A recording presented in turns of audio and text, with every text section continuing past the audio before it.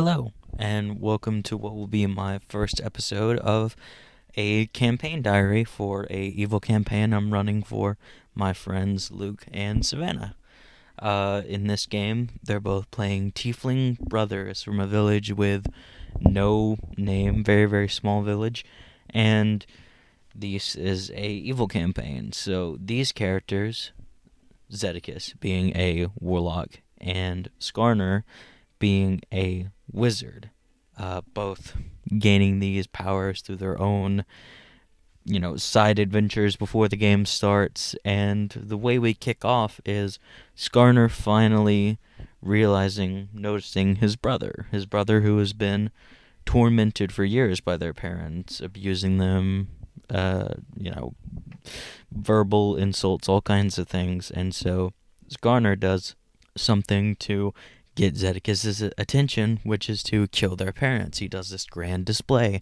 And so whenever Zeddicus returns home, he sees this and decides, oh, maybe I can trust this person. So they throw in together and they gain some allies. Marcus, who was one of Zeddicus's friends in the village, and Silva, who was Skarner's girlfriend. And they all decide together, let's destroy this village. Let's burn it. Let's take over the world. Let's world domination. We should be in charge. And so they burn down the village and they allow one additional person to come with them, a very easily manipulated dwarf named Boris. And they brought him along as comedic relief and proceeded to make their way to the biggest city nearby, Trost. Trost is a very large city with a lot of politics. I like to have a very political, complex game, or at least the best of my abilities. And so in Trost, there are two families who are both nobles. They're at war with each other, all kinds of stuff like that. And so when the players first arrive, they see these massive walls of stone and a troll outside patrolling this massive line leading up to the front gate with a moat around it. It is a harbor town, massive warships out in the harbor. And so they decide to go in. They walk in line for a while, and they eventually make it to the front where they're asked by a man in Pope-like regalia, payment or parchment. And they have neither. And he says, well, you either need a pass or you need to pay for a pass. Well, they have no money, so they decide to send out Silva to begin stealing and thieving. Zeddicus, being a warlock, is able to use his Eldritch Invocation and make himself look like an important individual and walk right through the gates. They were able to gather enough money through Silva to pay for parchments for the rest of everybody there. As soon as they made their way in, they had Silva steal a bit more and handed Boris some gold so he could go off, search the town on his own. As they walk in deeper into the city near the main square, they see there's a man being executed at the gallows. A elf man bound with a rope around his neck, a person about to pull the lever. The man is claiming his innocence. He's done nothing wrong. He gave proof that he's done nothing to the council, but the council's there and they claim to have never seen such information, and the man is executed. The crowd cheers. Zeddicus, Marcus, Silva, and Skarner are all fairly confused by this strange politics going on. They hear a man behind them yell at them, calling them devil folk and just all kinds of insults, to which a man that they see leaning out the window of a tavern yells at him to fuck right off. They look up to see a gray-skinned tiefling with a threadbare coat, crooked smile, messy black hair, young man, and he invites them in, says he owns this tavern. His name's Rev Nova. He's a polite man, offers them drinks, offers them a place to stay, gets along with them very, very well, and he does offer them a special drink, and they all drink it, and Skarner ends up astral projecting himself over to a location within the city, a monastery, an upside-down monastery hanging off the edge of a cliff there in the city. And he enters in, and he's able to see a bald man with a beard dressed in a raven cloak. This is Adewale, a mystic, and he has this sword on the wall that he's praying to. And he goes and reaches for the sword, but then is brought back to his body, which had just been sitting there meditatively as the other individuals were watching this happen. And whenever he returns, he immediately relays this to Zeddicus. Zeddicus, being a Pact of the Blade warlock, wants that sword really badly, casts Fly on himself, makes his way to the monastery, and then casts Detect Thoughts on Adewale to see what he can glean. And then he purges in forward into his deepest thoughts and realizes Adewale believes this to be a sword of immortals. And Zeddicus is like, I definitely want this sword now. Please, how can I get it? So his plan is to rush in, grab it, and then fly out. But that is when he quickly realized that he has used up both of his spell slots for this long rest. So he's hanging on the edge of this windowsill, fingers about to slip. He pulls himself in, comes up with a excuse for why he's there. Adewale very obviously doesn't believe him and politely asks him to leave. Zeddicus has no way of leaving, so he flies him back down to the tavern and says, be on your way, and walks off. And Zeddicus, a bit frightened by that, decides to rest for the day, realizing the possible trouble they could be in now. The next morning, the players decide to split up. Marcus and Zeddicus making their way towards the sewers as a form of fast travel, hopefully, so they can get around the city a bit quicker, and Skarner and Silva making their way towards the jail, hoping to break some possible allies out. Zeddicus and Marcus make their way, meet a couple people down at the harbor, and realize there's a lock on the sewer, which they think could very easily be opened by Silva. So instead of just making way back to them, they decide to go off on their own, research a bit up on this sword, and discover the Sword of Immortals is a real thing. No one's seen it in a very, very, very long time. It had disappeared thousands of years ago. But this may be it. And this gets Zeddicus very excited, and when they proceed to leave, they're jumped by members of the church, it appears. They're wearing similar regalia as the Pope they had met out front. A fight ensues, and Zeddicus hears in his head a voice telling him, kill them all. To which he says, I will.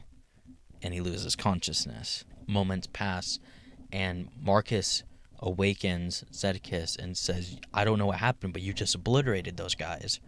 Being only level 3, that was a surprise to Zeddicus, and immediately thinks this must have something to do with my patron. Oh man, I'm a little worried now. From there, we cut back to Skarner and Silva, who was able to acquire a key, break into the jail, proceed to start letting people free until they find a mind flayer in a cell. And through their naivete, set him free, hoping it would join them, but immediately attacked one of the other fleeing prisoners, killing them, extracting their brain in front of them. A horrible sight. They run. They make their way over towards the docks, where Skarner has the genius plan of, aha, if we return and kill this creature, then we look like the heroes. We are not the bad guys to these people. We're heroes who saved them against the violent mind flayer that tried to kill the whole city. So they return back to fight, and in round 1, Skarner gets critted and almost dies by this mind flayer, which is terrifying, and really brought mortality into their eyes. They hadn't thought they could really die before. And so I cut back to Zeddicus, who has received a message from Adewale. He wants to have tea. They meet. They discuss some politics and back and forth. And that is when Adewale finally reveals he knows who Zeddicus is. He knows, he casted Detect Thoughts on him. He knows all of this and gives him a chance to leave politely before things get violent. Zeddicus leaves, immediately transforms himself to look like a member of the clergy, a young female woman, makes her way back towards where she hears this ruckus going on and sees a mind flayer, her brother, Silva, all of these people fighting. Her and Marcus, seeing this, are able to jump into the fight. So it's 4-on-1. The mind flayer is killed, but not without knocking the players out, I think 3 or 4 times, where they at one point had failed 2 death saving throws and was on the verge of dying. They had no healers in the party. And so after defeating this mind flayer, a individual steps through a portal. 5 mind flayers step out and extract the brain from this creature and says, we apologize, it appears this one's gone rogue. and steps through the portal, and the body dissolves into goop in front of the players, and it's a rather sight to behold. Following this, they both decide we need to be stronger. And so Skarner makes his way back to Rev Novus, asks him if he knows anyone who could help him find some nice knickknacks to make him a bit power. He doesn't know any magic items, but he does know a man by the name of Cassidy. Skarner goes to meet him and discovers he's a vampire. A vampire not from this time. He's fallen out of his proper plane of existence.